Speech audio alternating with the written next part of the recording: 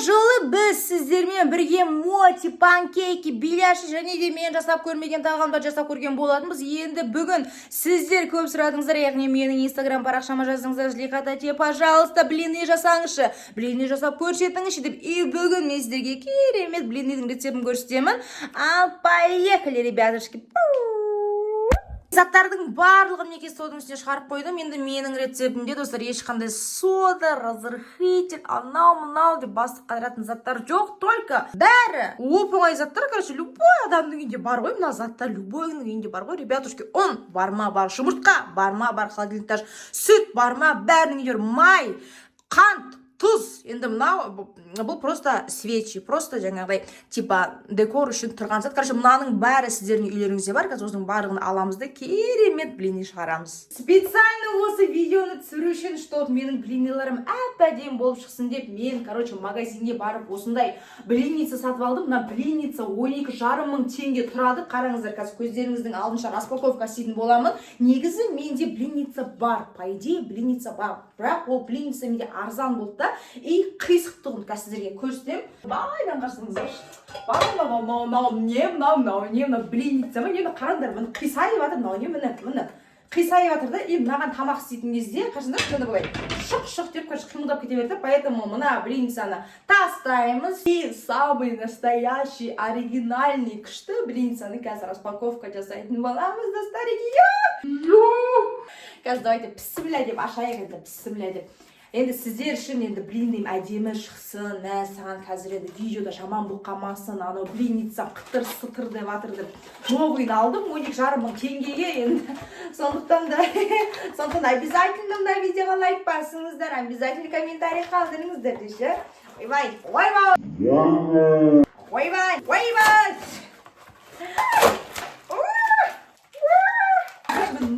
Новый, оригинальный, қымбат. Китайский емес, самый главный, ребятушки. Осындай блинница қараңыздар. Ална деген. Маңдайыма жасап қойсаң, шучу я. Міне, ойбай, тағы да наклейка немен, наклейкасы бітпейтін аны. Менің уже мына табамды уже жаттап алған шығарсыңдар. Любой жаңағыдай тамақ істеген кезде, десерт істеген кезде осы табағым дайын тұрады. Тамақ па? Табан ба, қалай еді? Табан ба, табақ па, қалай еді мынаның аты?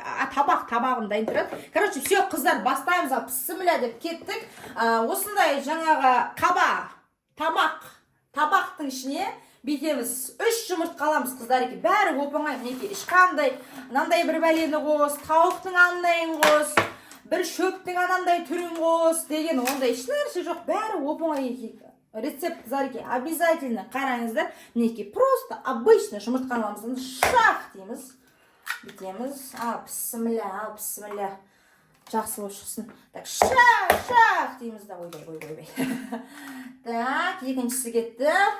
Үшіншісіне аламыз дағыны, оля, извините, кешіріңдер. 3 жұмыртқаны алдық, осы жұмыртқаның ішіне енді қант қосамыз. Қант любой адамның үйінде бар, қыздар екен. Любой адам, мен негізі бұрын менің үйімде по идее қант болмайды, өйткені мен шайды қантсыз ішем. И мен бұрын вообще десерт деген вообще істемейтінмін ғой.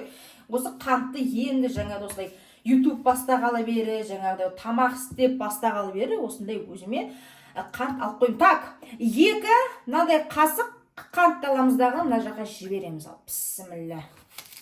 Көп болса көп, аз болса аз. Так, екеуін мінекей жібердік. Тұз аламыз. Негізі білмеймін осындай десерттің арасына тұзды не үшін қосатынын, білмеймін, по приколу қосама. Чуть-чуть бетеміз, чуть-чуть қостық тұзды. Осыны жақсылап араластырамыз. Ешқандай миксер, по идее, негізі керек емес. Но если хотите, миксерлерің болса, по идее, миксермен де істеген, по идее, жақсы. Қыздарики, девочки, мои красотулечки. Так, осылай жақсылап араластырамыз.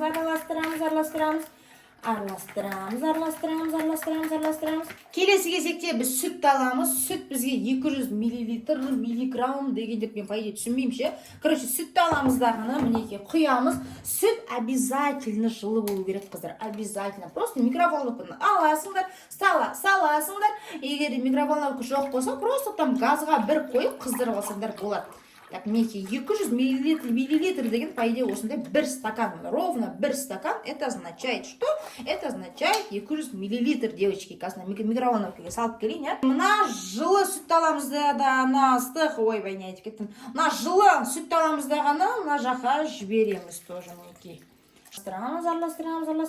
Алдында мен, помните, панкейкс деген кезде, короче, жаным, мен жеген подписчицаларым соны қайталап, там, тиктокқа салып, өздерінің там инстаграм стористарына салып, мені отмечать етіп, типа, рахмет злиқата дедіп, кәдімгідей ырза болып қалғансың ғой, ше. Сондықтан да достар, қайталаңдар, хорошо? Мен наняты күшті рецепт беріп жатырмын, негізі, по идее, ше, күшті рецепт. Мынау 200 немесе 220 грамм, 220 болса, мынау жетпей тағы да салу керек. Ровно 219 грамм. Қосамыз. Так, енді, мына жақта туалетный бумага, кухняда не істеп жүр, туалетный бумага. Нормально там туалетный бумаганы кухнясына қоямады, же? Просто салфетка болмай қалған кезде қолданбай. Так, ребятушки, в общем, мынаның ішінде не? 3 жұмыртқа, қант, тұз, сүт, ұн барлығын салдым. Енді барлығын жақсылап араластырамыз. По идее, миксер керек емес, или миксер қолдансам ба деген ойда бар негізі, ше. Қазір бүйтіп жақсылап араластырып алайын, потом миксер алып келіп, миксермен де бір рет деп бір айналдырып алсам, чтобы анандай комочка, ешнәрсе болмас үшінші. Миксерлерің жоқ болса, ешнәрсе қылмайды. Міне, мынандай бар ғой, даже бұндай да болмаса, просто вилка аласыңдар, вилкамен бүйтіп араластыра бересіңдер, короче. Бүйтіп, жақсылап араластырып. Келесі біздің қосатын зат просто ыстық су, тефальға қайнатып алдым, тоже бір стакан. Осы стаканды алып, жаңағы біздің мына жақтағы тесто дейміз, не алдымыз, осы тестоның ішіне апарып, ойбай, құямыз. Еще тағы да осының ішіне май. Майды бұлай чуть-чуть, там капелькамен, енді бұлай средний бүйтіп қоссаңыздар болады, қараңыздар мінекей. 1, 2, 3 болды. Все, кеттік ал достар. Короче, мына сковородканы обязательно блиныйды мына жағы құймай тұрып, обязательно қыздырып алу керек. Мен қыздырып алдым. Және де қазір мен бір лайфхак қолдан көрейін деп жатырмын. Яғни қолбақ киіп алып, бүйтіп аудару. А то мен всегда қолыммен андай, просто андай қалақпен бүйтіп аударам деймін да, ше, бірақ аударатын кезде всегда андай жыртылып қала береді, короче, блины. Поэтому давайте қолбақ киіп алып, сол қолбақпен араластырайық, ше. Қолбақ менде мінекей новый, мінекей специально осындай тамақ істеуге арналған қолбақтар. Уайымдамай қойыңдар, мынау қандай типа пол жуатын қолбақ па деп. Жоқ, пол жуатын қолбақ емес, достар. Мен де кішкене сондай тазалықты жақсы көремін ғой, поэтому, конечно, сондай тамақ істейтін специально осындай қолбақ тауып алдым. Қазір осы қолбақпен жаңағыдай нені блиныйды аударатын боламыз. Ең алдымен обязательно майды құйып тұрып істейміз. Обязательно майсыз болса, в общем, короче, блиныйларың андай онша емес болып қалады. Поэтому обязательно майды бүйтіп құйып тұрамыз, короче. Бүйтіп пісімілі, так. Майдың бәрін бүйтіп жағып шықтым ал. Кеттім, неге қараңдаршы, мынаның қамыры не деген әдемі қамырына. Ребятушки, смотрите, какая красота, просто какая красота. Ал кетті, пісімілі. Ой. Осылай құямыздағы. Новый блинницаға істеп жатырмын, если что, ребятушки. Новый блинница алдым ғой бүгін. Соған істеп жатырмын, өте ауыр екен, мына блинница же, өте ауыр екен. Ай! Ё-моё. Ничего страшного, қазір барлығын түсіртіп алам, ничего страшного. О, жабыспайды екен қашандаршы, кәдімгідей. Жабыспайды екен, ә? Аха. Осылай тұрамыздағыны санаймыз енді. 1, 2, 3, 4, 5, 6, 7, 8, 9, 10 дейміздағыны көреміз бірінші. 10 деген кезде алып қойып жүрмеңдер. Жоқ, әлі болмапты. Тағы да санаймыз. 1, 2, 3, ойбай, 3 деп мұғы. 3, ойбай, 4, 5, 6, 7, 8, 9, 10. Так, енді араластырамыз. Бісміллә. Қалай отырмын? Жыртылып кетпеші, өтініш. Новый блинница алдым ғой, специально сен жабысып қалмас үшін. Жаным-ау, менің жаным-ау, ботам-ау, менің ботам-ау. Блиныйға әңгіме кеттім деймін. Ай, мына өтеді екен ғой мынадан ыстық. Я-то думала, өтпейді деп ойласам. Давай. Бісміллә. Ребятушки.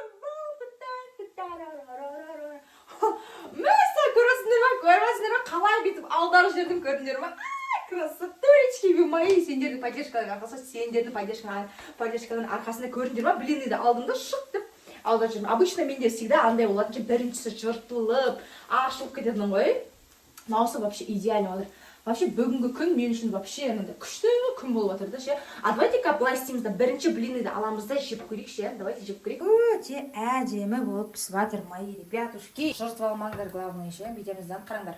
Шық! Вау, ребятушки! Какая красота! Смотрите, какая красота, девочки! Смотря. Очень вкусно. Өте ыстық, қанты, вообще не көп емес, не аз емес, прям идеально, ребятушки.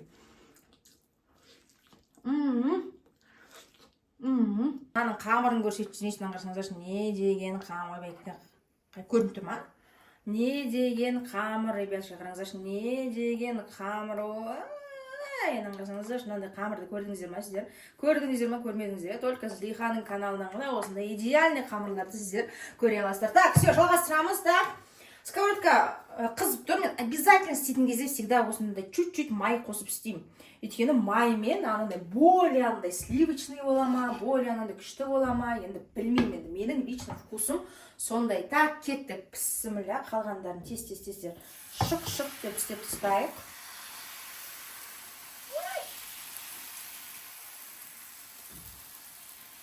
Так, тек.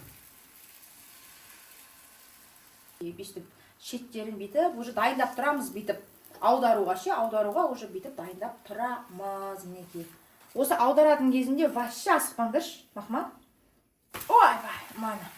Айттым ғой, самый опасный жері осы аудару деп. Так, 3, 2, оп, опа! Мына қараңдар.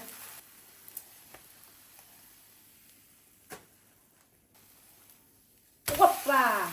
Обязательно мынандай блинниді бүйтіп, төңкеріп атқан кезде обязательно оппа деп айтыңдар, сол оппа деп айтсаңдар, былай блинный анандай жыртылмай бүйтіп әдемі болып мынандай дымалық болып кетеді, поэтому всегда бүйтіп аударатын кезде оппа деген сөз айтыңдар, қаршы. Оппа! Оппа! Оппа! Менің блинниларым дайын. Так, жеп көреміз ба? Жаңа жеп көрген біреуін өте дәмді болып шықты. Енді шынымен дәмді ше, бірақ сонда да мақұл сіздердің көздеріңізше жеп көрейін. Так, достар, сіздерге айтатым, обязательно мына видеоны қайталаңыздар. Осындай жаңа мен көрсеткен рецептпен істеңіздер. Я вам обещаю, өте дәмді шығады. Так, мынау менің инстаграмым. Если что, потом осы блинниді жасағаннан кейін маған реакцияларыңызды көрсетсеңіздер болады. Сіздерде қалай шықты? Мен сіздерді өзімнің сторисыма, если мені отмечать етіп қойсаңыздар, мен де сіздерді отмечать етіп өзімнің сторисыма алып кететін боламын. Ал енді бісміллә етіп жеп көрейік. Өте керемет қандай. Бәрі пішкен. Бәрі пішкен, шыққан еді, шиік емес, уайымдамай қойыңдар. Так, енді достар, бүгінгі осы мен сіздерге пайдалы болдым деген ойдамын, жандарым. Сол обязательно комментарий қалдырыңыздар. Осы мен каналыма подписаться етіңіздер. Кім комментарий жазады, мен жауап қайтаруға тырысамын қолымнан келгенше. Все, жандарым, сол бүгінгі осы. Всех люблю, всех обнимаю. Пока-пока.